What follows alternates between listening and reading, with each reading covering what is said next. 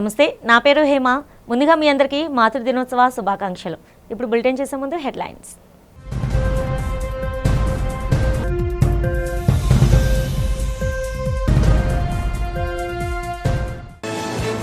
సింహాచలం శ్రీ వరహాలక్ష్మి నరసింహస్వామి వారిని దర్శించుకున్న విజయనగరం ఎంపీ కలిశెట్టి అప్పలనాయుడు.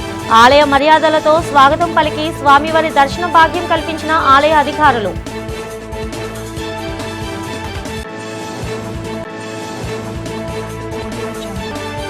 ఈ నెల 16న శ్రీకాకుళం జిల్లా నర్సన్నపేట రానున్న ముఖ్యమంత్రి చంద్రబాబు.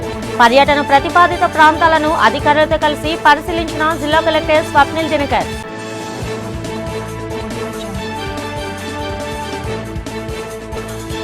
విశాఖ ఆర్కే బీచ్ లో ఆప్ సబ్కీ ఆవాజ్ స్వచ్ఛంద సంస్థ ఆధ్వర్యంలో నిర్వహించిన ట్రాఫిక్ అవేర్నెస్ కార్యక్రమంలో ముఖ్య అతిథిగా పాల్గొని హోంగార్డులకు హెల్మెట్ పంపిణీ చేసిన నగర సిపి బాగ్జీ. విశాఖ వడ్లపూడి ఆటోనగర్లో ఓ ప్లాస్టిక్ గొడౌన్స్ సంభవించిన భారీ అగ్ని ప్రమాదం. ఘటనా స్థలికి చేరుకొని మంటలను అదుపులోకి తెచ్చిన అగ్నిమాపక అధికారులు.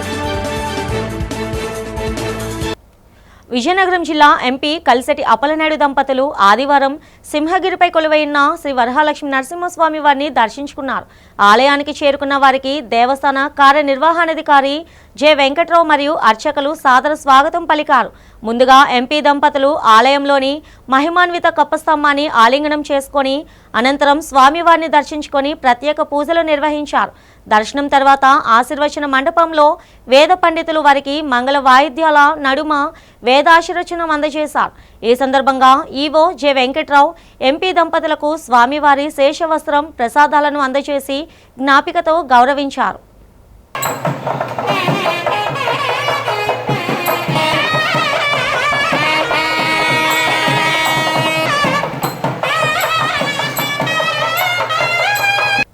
విశాఖ ఆర్కే బీచ్ వేదికగా ఆప్ సబ్కీ ఆవాజ్ స్వచ్ఛంద సంస్థ సౌజన్యంతో నిర్వహించిన రోడ్ సేఫ్టీ అవేర్నెస్ కార్యక్రమంలో భాగంగా హోంగార్డులకు హెల్మెట్ పంపిణీ కార్యక్రమం చేపట్టారు. ఈ కార్యక్రమానికి ముఖ్య అతిథిగా విశాఖ నగర police commissioner doctor Shankhabrata Bagchi పాల్గొని హోంగార్డులకు 400 హెల్మెట్లను పంపిణీ చేశారు. ఈ సందర్భంగా సిపి మాట్లాడుతూ విశాఖలో హోంగార్డులకు దేశంలోనే ఎక్కడా లేని విధంగా హెల్త్ ఇన్సూరెన్స్ కల్పించామని గుర్తు చేశారు. ప్రజలు నిర్భయంగా ఉన్నారంటే అది పోలీసుల కృషేనని, హోంగార్డుల భద్రత కోసం సంస్థ ముందుకు రావడం అభినందనీయమని కొనియాడారు. అనంతరం సంస్థ ప్రతినిధులు వడ్లమూడి శివకుమార్, బావిశెట్టి కిరణ్ కుమార్లను సిపి ఘనంగా సత్కరించారు. అనంతరం కాళీమాత ఆలయం నుండి వైఎంసీఏ వరకు జరిగిన పోలీసుల ద్విచక్ర వాహన ర్యాలీని ఆయన ప్రారంభించారు. ఈ కార్యక్రమంలో పోలీస్ అధికారులు మరియు స్వచ్ఛంద సంస్థ సభ్యులు పాల్గొన్నారు. ప్రపంచంలో ప్రతి సంవత్సరం దాదాపు 11,90,000 మంది రోడ్ ప్రమాదంలో చనిపోతున్నారండి. మన దేశంలో ప్రతి సంవత్సరంలో ఇంచుమించు 2.5 లక్షల మంది రోడ్ ప్రమాదంలో చనిపోతున్నారండి. ఈ రోడ్ ప్రమాదం చూస్తే 45% టూ వీలర్ మీద ప్రయాణం చేస్తూ ఉండగా రోడ్ ప్రమాదంకి గురి అవుతున్నారండి. టూ వీలర్ మీద ప్రయాణం చేస్తూ ఉండగా రోడ్ ప్రమాదంలో చనిపోవడం, దీనికి ముఖ్యమైన కారణం అతివేగం. కానీ BIS standard ISI mark helmet సరిగ్గా ధరిస్తే దాదాపు 44% బ్రెయిన్ ఇంజురీ ఛాన్స్ తగ్గిపోతుంది. సీరియస్ హెడ్ ఇంజురీ ఛాన్స్ 88% వరకు తగ్గిపోతుంది. 6 times మరణానికి ఛాన్స్ తగ్గిపోతుంది. అందుకే టూ వీలర్ మీద ప్రయాణం చేస్తున్న ప్రతి వ్యక్తి అతను బండి నడపచ్చు, పిలియన్ రైడర్గా కూర్చోవచ్చు. అందరూ BIS standard ISI mark helmet సరిగ్గా ధరించాలి. ఈరోజు కూడా చూస్తే మన ఊళ్ళో, మన రాష్ట్రంలో, మన దేశంలో చాలామంది టూ వీలర్ నడిపిన వాళ్ళు లేకపోతే పిలియన్ రైడర్స్ హెల్మెట్ ధరించడం లేదు. దానివల్ల రోడ్ ప్రమాదంలో హెడ్ ఇంజురీ తగిలి చనిపోతున్నారండి. ముఖ్యంగా 5 నుండి 29 వరకు వయసు గల వ్యక్తులు ఎక్కువ మంది చనిపోతున్నారండి రోడ్ ట్రాఫిక్ యాక్సిడెంట్ వల్ల. ఈ పరిస్థితి నుండి బయటికి రావాలంటే రోడ్ ప్రమాదంలో మరణాల సంఖ్య తగ్గించాలంటే అందరూ టూ వీలర్ మీద ప్రయాణం చేస్తున్న అందరూ హెల్మెట్ ధరించాల్సిందే. కానీ కొందరు డబ్బు ఖర్చు అవుతుందని హెల్మెట్ కొనడం లేదు. ఈ సందర్భంగా ఆప్ సబ్కి ఆవాజ్ అనే ఎన్జిఓ ముందుకు వచ్చి స్వచ్ఛందంగా మేము 400 మంది వైజాగ్ సిటీ పోలీస్ హోంగార్డ్స్కి హెల్మెట్ ఇస్తామని చెప్పడం, తర్వాత ఈరోజు ఈ ప్రోగ్రాం ద్వారా వాళ్ళందరికీ పంపిణీ చేయడం, ఇది చాలా మంచి ఇనిషియేటివ్. ఆప్ సబ్కి ఆవాజ్ ప్రెసిడెంట్ గారికి, నా రైట్ సైడ్లో ఉన్న ప్రెసిడెంట్ గారికి, మా లెఫ్ట్ సైడ్లో ఉన్న వైస్ ప్రెసిడెంట్ గారికి, సెక్రటరీ గారికి, అందరికీ వైజాగ్ సిటీ పోలీస్ తరఫున హృదయపూర్వక అభినందనలు, ధన్యవాదాలు, కృతజ్ఞతలు తెలియజేస్తున్నాం. ప్రతి హోంగార్డ్ వైజాగ్లో పనిచేస్తున్న అందరికీ రిక్వెస్ట్ చేస్తున్నాం, దయచేసి టూ వీలర్ మీద ప్రయాణం చేసేటప్పుడు మీరు హెల్మెట్ ధరించండి. పిలియన్ రైడర్ కూడా హెల్మెట్ ధరించాలి, అది ఎన్ష్యూర్ చేయండి. పబ్లిక్కి కూడా ఈ మెసేజ్, ఈ సందేశం వెళ్ళాలి. హెల్మెట్ ధరించకుండా ఎవరు టూ వీలర్ మీద కూర్చోకూడదు. అలా మనం చేయగలిగితే రోడ్ ప్రమాదంలో గాయాలు, మరణాలు అంతా తగ్గిపోతుంది. వైజాగ్ ప్రజలందరికీ కూడా మీ ద్వారా మేము కోరుకుంటున్నాం. రాష్ట్ర ముఖ్యమంత్రి నారా చంద్రబాబు నాయుడు ఈ నెల 13న మంగళగిరి మండలం నిడమర్లు గ్రామంలో పర్యటించనున్న దృష్ట్యా joint collector Ashutosh Srivastava, CRDA అదనపు కమిషనర్ ఏ భార్గవ్ తేజ, పోలీస్ సూపరింటెండెంట్ వకుల్ జిందాల్తో కలిసి గుంటూరు జిల్లా కలెక్టర్ సీఎం సాయికాంత్ వర్మ ఏర్పాట్లను పరిశీలించారు. ముఖ్యమంత్రి వచ్చే మార్గం, ప్రజలు వచ్చే మార్గం, వాటి పరిస్థితులు పరిశీలించారు. ఏర్పాట్లలో ఎటువంటి లోటుపాటు లేకుండా చూడాలని సంబంధిత అధికారులను ఆదేశించారు.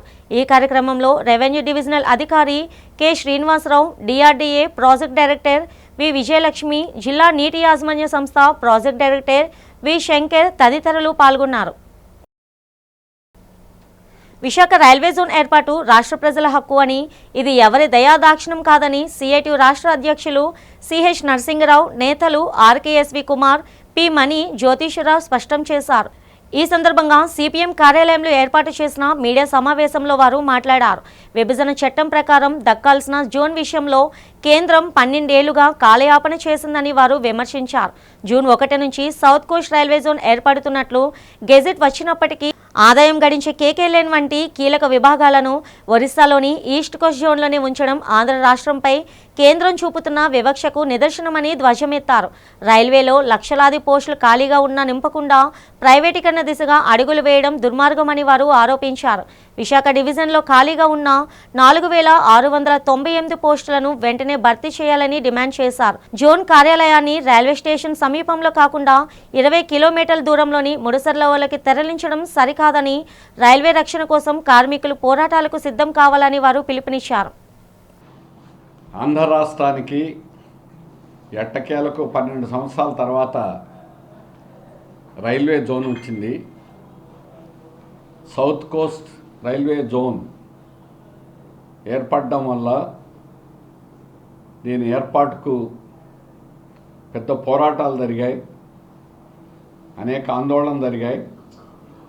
అయినా కూడా బీజేపీ ప్రభుత్వం ఎప్పుడు ఇవ్వాలనుకున్నప్పుడే వాళ్ళు ఇచ్చారు, ఇప్పటిదాకా ఇవ్వదలుచుకోవాలి. కానీ ఇది ఒక చట్టం, ఆంధ్రప్రదేశ్ విభజన చట్ట ప్రకారం ఆంధ్ర ప్రజల యొక్క హక్కు. కానీ బీజేపీ దాన్ని గుర్తించలేదు. రాష్ట్రాల్లో ఉన్నటువంటి ప్రభుత్వాలు దాని మీద పోరాడి సాధించలేదు. ప్రజల పోరాటం వల్లనే ఈరోజు east Coast south Coast zone అనేటువంటిది ఏర్పడింది. దీని మీద చాలా చర్చ జరుగుతుంది. ఈ చర్చలో దీన్ని బ్రహ్మాండంగా సాధించాం అని ముఖ్యంగా తెలుగుదేశం సంబరాలు చేసుకుంటున్నారు. రోజు ఇది గొప్ప విజయం అని రోజు ప్రకటనలు చేస్తున్నారు. మీరు సాధించినటువంటి సౌత్ కోస్ట్ జోన్ వల్ల, రైల్వే జోన్ వల్ల ఏం ప్రయోజనం జరుగుతుందని అడుగుతున్నాం. ఎవరికి మేలు జరుగుతుందని అడుగుతున్నాం. జోన్ పేరుకే వచ్చింది తప్ప గుండెకాయ లాంటి కేకే లైన్లో ప్రధానమైన 93% 93% ఒరిస్సాకి వెళ్ళిపోయింది. ఆర్థికంగా ఏ రకమైనటువంటి లాభం మనకు జరగల, నష్టం జరిగింది. రెండోది ఉద్యోగాల సంగతి ఈరోజు ముఖ్యమైంది. 4690 ఉద్యోగాలు ఖాళీ ఉన్నాయి. 6900 ఉద్యోగాలు ఖాళీ ఉన్నాయి. కానీ ఈ ఉద్యోగాలని భర్తీ చేయకుండా రైల్వే రిక్రూట్మెంట్ బోర్డు ఆశలు ప్రజలందరికీ కూడా రైల్వే అంటే ఉద్యోగాలు వస్తాయని. దేశంలో ఈ రోజుకి కూడా రైల్వే అనేటువంటిది అత్యంత చౌక ప్రయాణం, అత్యంత భద్రత కలిగినటువంటి ప్రయాణం దేశంలో ఏదన్నా ఉందంటే రైల్వే. ఇందులో ఉద్యోగాలు కూడా 14,80,000 పర్మనెంట్ ఉద్యోగాలు ఉన్నాయి. కానీ 2014 నుంచి రిక్రూట్మెంట్ అనేది లేదు. రైల్వే బోర్డు ఏమీ పనే లేదు వాళ్ళకి. ఆ రిక్రూట్మెంట్ చేయకుండా ఈరోజు రైల్వే ఉద్యోగాలని 5 లక్షల పైగా ఖాళీలు ఉన్నాయి.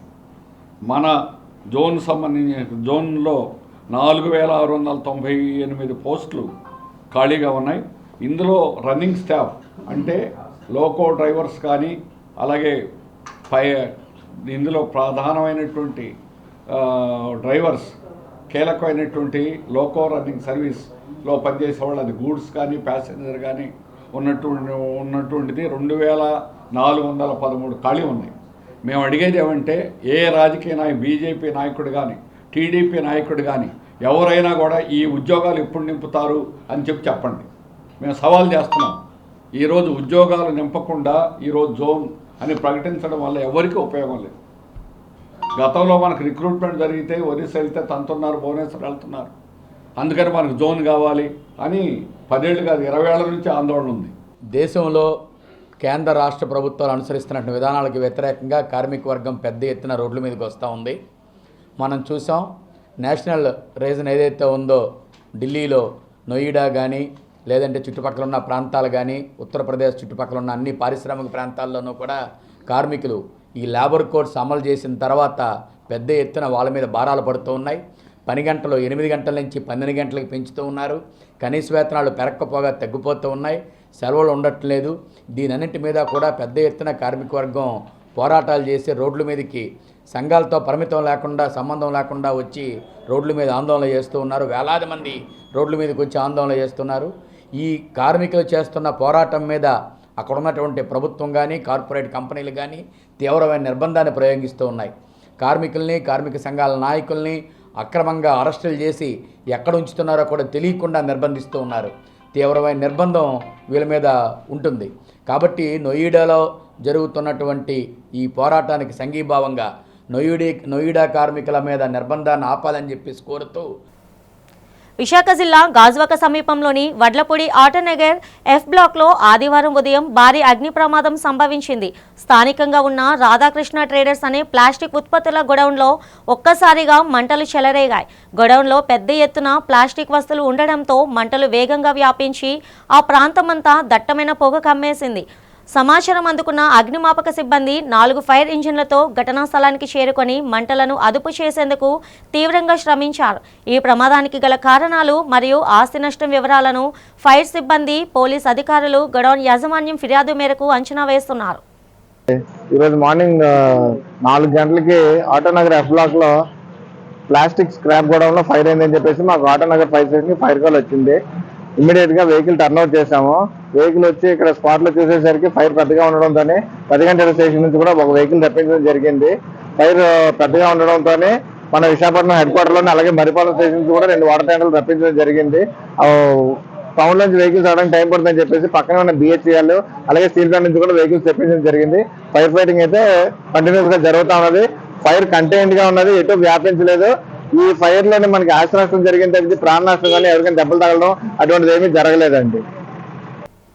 నిరుద్యోగ యువతీ యువకులు లక్ష్య సాధన దిశగా అడుగులు వేస్తూ ఉపాధి అవకాశాలు మెరుగుపరుచుకోవాలని ఆంధ్ర విశ్వకళా పరిషత్ మాజీ ఉపకులపతి మరియు సెంచూరియన్ యూనివర్సిటీ ఉపకులపతి ఆచార్య GSN రాజు పిలుపునిచ్చారు.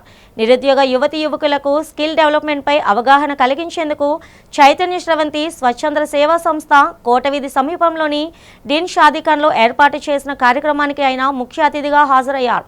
ఈ సందర్భంగా ఆయన మాట్లాడుతూ మాజీ రాష్ట్రపతి అబ్దుల్ కలాం చెప్పిన మాదిరిగా యువత ఉపాధి విషయమై ఏమాత్రం అశ్రద్ధ చేయరాదని, ఏకాగ్రత పట్టుదలతో అనుకున్న లక్ష్యాలను సాధించి స్థిరపడాలని కోరారు. ఇంజనీరింగ్ డిగ్రీలు, డిప్లొమా పట్టాలు చేతిలో ఉన్నప్పటికీ నైపుణ్యం ఉంటేనే ఉద్యోగాలు వస్తాయన్నారు. యువతకు సరైన ఉద్యోగాలు లభించడం లేదని, వివిధ అంశాలపై నైపుణ్యం పెంచుకోవాలని, అప్పుడే లక్ష్యాన్ని సాధించగలరని అన్నారు. సెంచూరియన్ యూనివర్సిటీలో వివిధ కోర్సులో శిక్షణ ఇస్తున్నామని, యువత దానిని సద్వినియోగపరచుకోవాలని కోరారు. చైతన్య స్రవంతి స్వచ్ఛంద సేవా సంస్థ అధ్యక్షులు డాక్టర్ షిరీన్ రహమాన్ మాట్లాడుతూ యువత నైపుణ్యంలో వెనుకబడటం వల్లే స్కిల్ డెవలప్మెంట్పై అవగాహన శిబిరం ఏర్పాటు చేశామని చెప్పారు.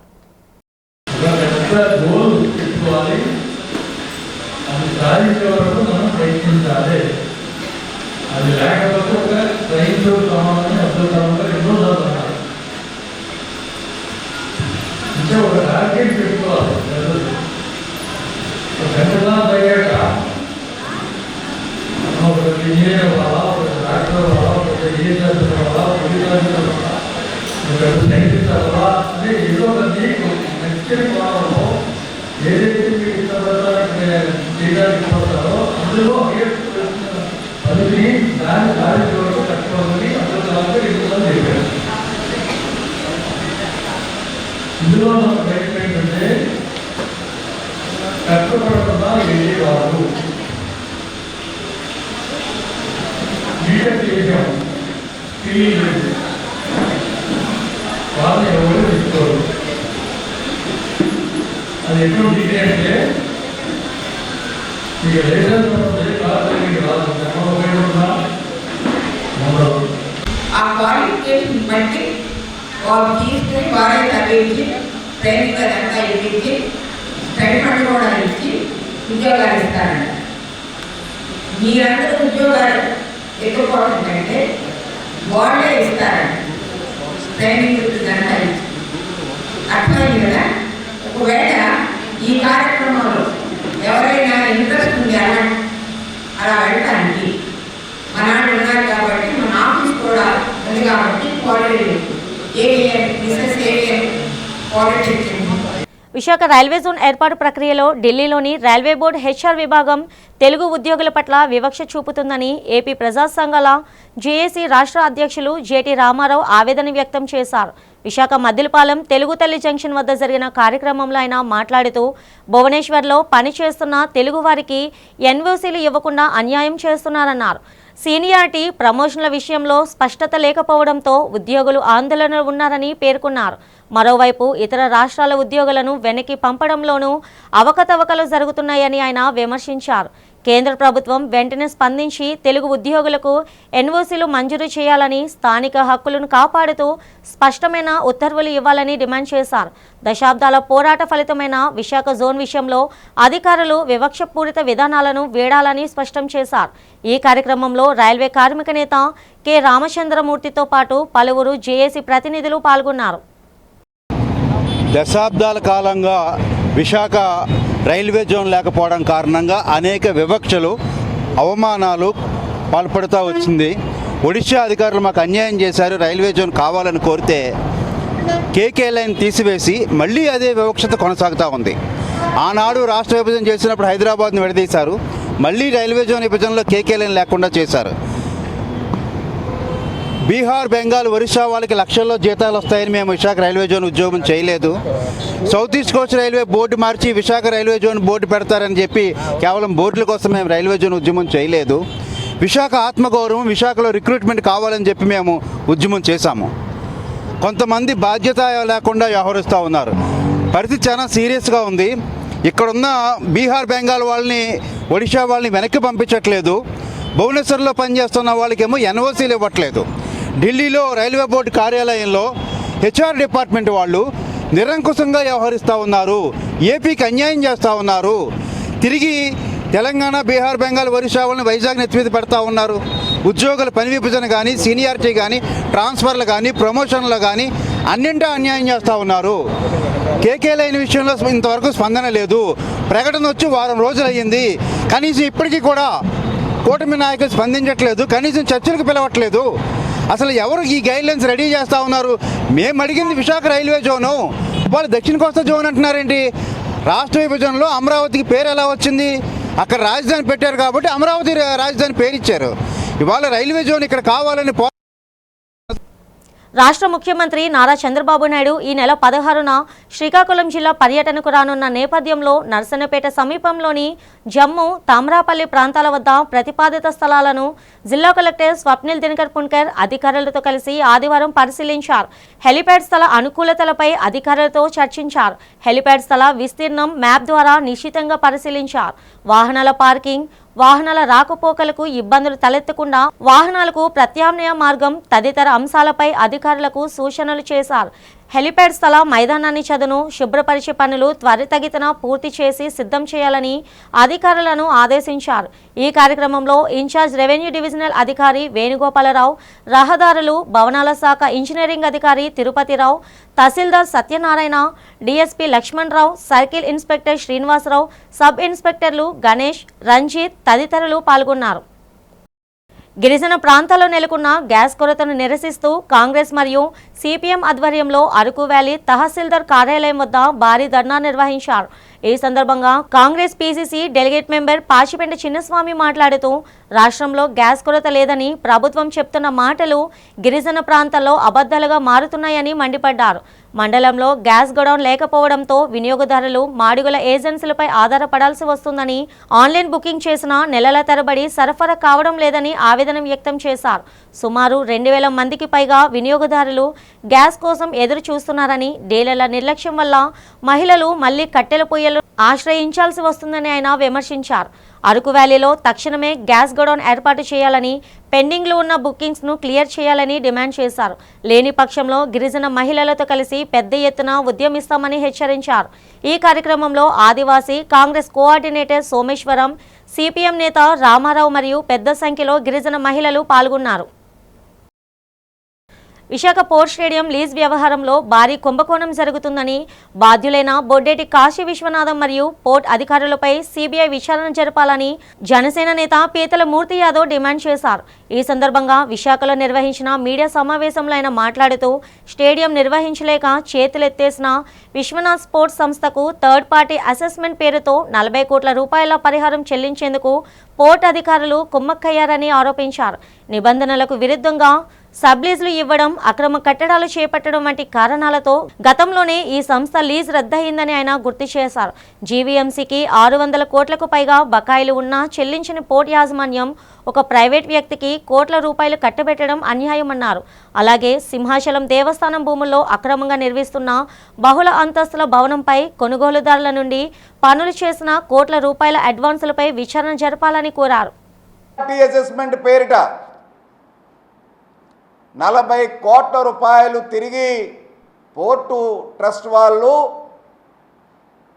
ఈ యొక్క Viswanatham sports and conventions private లిమిటెడ్కి భారీ నష్టపరిహారాన్ని ఇచ్చేటువంటి కార్యక్రమం జరగబోతూ ఉంది.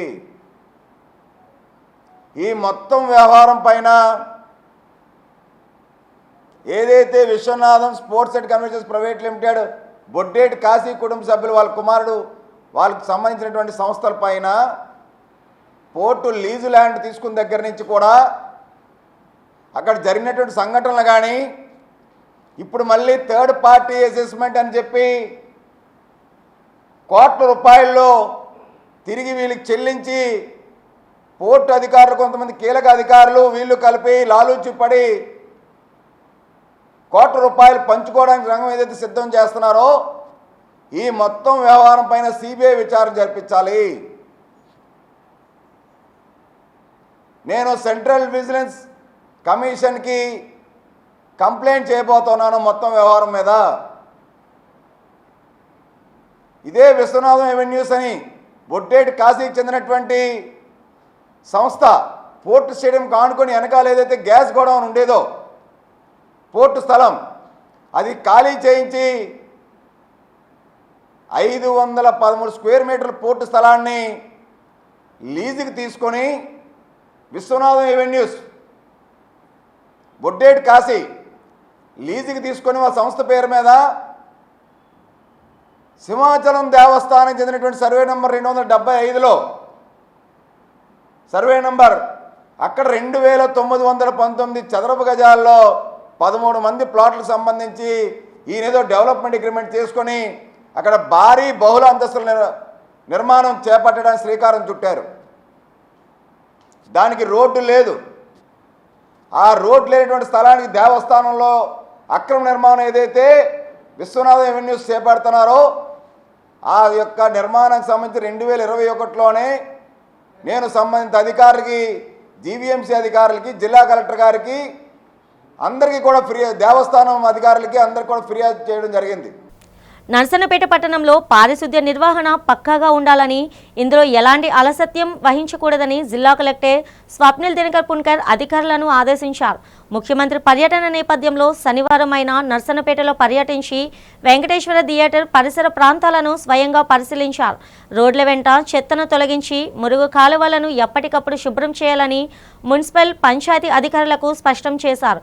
అనంతరం నిర్వహించిన సమీక్ష సమావేశంలో కలెక్టర్ మాట్లాడుతూ వార్డుల వారీగా నియమించిన ఇన్ఛార్జ్ అధికారులు నిరంతరం క్షేత్రస్థాయిలో ఉండి పనులను పర్యవేక్షించాలని సూచించారు.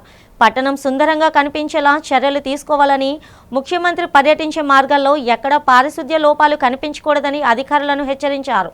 ఈ కార్యక్రమంలో జిల్లా స్థాయి అధికారులు, తహసీల్దార్ మరియు వివిధ శాఖల సిబ్బంది పాల్గొన్నారు. సింహగిరి పుణ్యక్షేత్రంలో శ్రీ వరహాలక్ష్మి నరసింహస్వామి వారికి స్వర్ణ పుష్పార్చన సేవ ఆదివారం అత్యంత వైభవంగా జరిగింది.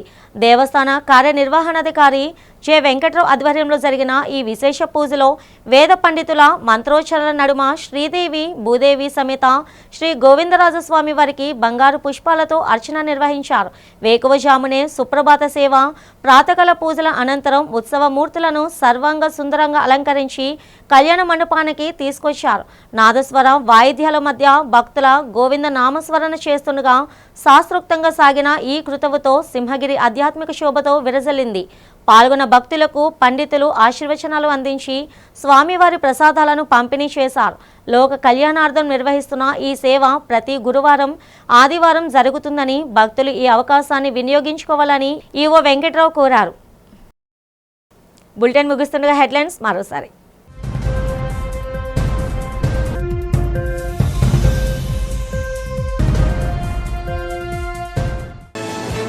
సింహాచలం శ్రీ వరహాలక్ష్మి నరసింహస్వామి వారిని దర్శించుకున్న విజయనగరం ఎంపీ కలిశెట్టి అప్పలనాయుడు. ఆలయ మర్యాదలతో స్వాగతం పలికి స్వామివారి దర్శన భాగ్యం కల్పించిన ఆలయ అధికారులు.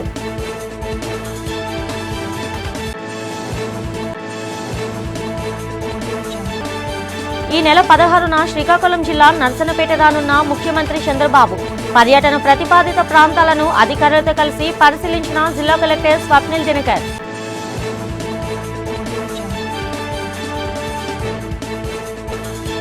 విశాఖ ఆర్కే బీచ్ లో ఆప్ సబ్కీ ఆవాజ్ స్వచ్ఛంద సంస్థ ఆధ్వర్యంలో నిర్వహించిన ట్రాఫిక్ అవేర్నెస్ కార్యక్రమంలో ముఖ్య అతిథిగా పాల్గొని హోంగార్డులకు హెల్మెట్ పంపిణీ చేసిన నగర సిపి బాగ్జీ. విశాఖ వడ్లపూడి ఆటోనగర్లో ఓ ప్లాస్టిక్ గొడౌన్స్ సంభవించిన భారీ అగ్ని ప్రమాదం. ఘటనా స్థలికి చేరుకొని మంటలను అదుపులోకి తెచ్చిన అగ్నిమాపక అధికారులు. ఈనాటి బులెటిన్ ఇంతటితో సమాప్తం. తిరిగి రేపటి బులెటిన్లో కలుసుకుందాం. అంతవరకు సెలవు. నమస్తే.